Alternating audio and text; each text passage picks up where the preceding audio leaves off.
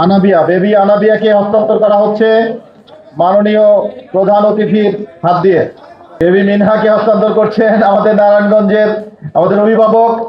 পথে পড়ে থাকে, এমনকি আমরা দেখেছি যে কুকুরে এসে শিশুটির পা নিয়ে গেছে, সেটাকে প্লাস্টিক সার্জারি করে ঠিক করার এই শিশুটির হয়তো সৌভাগ্য হয়েছে।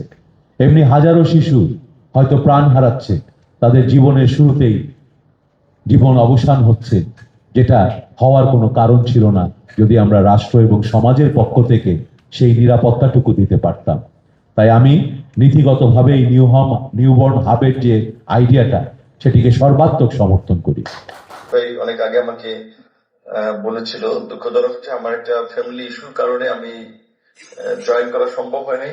দুটো প্রোগ্রাম ছিল, প্ল্যান ছিল আপনাদের প্রোগ্রামে জয়েন করে আরেকটা প্রোগ্রামে যাব।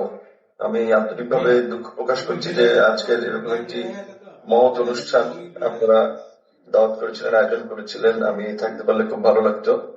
আপনাদের কাছে বিনীত অনুরোধ করব, আপনারা আমাদেরকে সাহায্য করুন, এই বাবুগুলোকে এগিয়ে নিয়ে যাওয়ার সুযোগ করে দেন। দিনে 2-3 বার করে হাসপাতালে এসে এই বাচ্চাগুলোকে দুধ খাওয়ানোর ব্যবস্থা করেছেন। ডক্টর AFA মশিউর রহমান স্যারকে ক্রেস্ট প্রদান করছেন ডক্টর মুজিব নিউবর্ন ফাউন্ডেশনের প্রতিষ্ঠাতা ও president professor doctor Mujibur Rahman. বাবুগুলোকে এগিয়ে নিয়ে যাওয়ার সুযোগ করে দেন। এই বাবুগুলোকে রাষ্ট্রের মর্যাদাপূর্ণ বিভিন্ন পরিবারে পৌঁছে দেওয়ার ব্যবস্থা করে দেন। 10টা ফ্যামিলি যদি জানতে পারে যে পথ নবজাতকদের এখানে চিকিৎসার ব্যবস্থা আছে, পথ নবজাতকদের এখানে আশ্রয়ের ব্যবস্থা আছে, এই বাবুগুলিকে আবারও বলছি কেউ রাস্তাঘাটে ডাস্টবিনে ফেলে দিবে না।